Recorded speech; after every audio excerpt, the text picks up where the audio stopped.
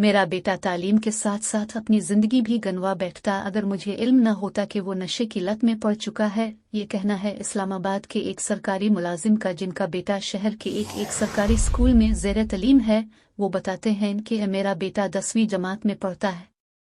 कुछ दिन से वो कुछ खोया खोया सा रहता था और उसकी तबीयत में चिड़चिड़ापन भी बढ़ता जा रहा था और उसके साथ वो जिद्दी भी होता जा रहा था। मुझ समेत घर वाले ये समझते रहे कि शायद बड़ी क्लास होने की वजह से इस पर पढ़ाई का दबाव है, इसलिए इसके मिजाज में तलखी आ गई है। उनके बकौल उनके बेटे की तरफ से जेब खर्च में इजाफे के तकाजे में भी शद्दत आती जा रही थी। उन्होंने कहा कि उन्हें अपने बेटे के नशे की लत में पड़ने का इल्म इस वक्त हुआ जब स्कूल के हेड मास्टर ने फ़ोन करके उन्हें स्कूल में बुलाया। वो कहते हैं कि जब वो स्कूल पहुंचे तो हेड मास्टर के कमरे में इस्लामाबाद पुलिस के 3 एहलकार भी मौजूद थे।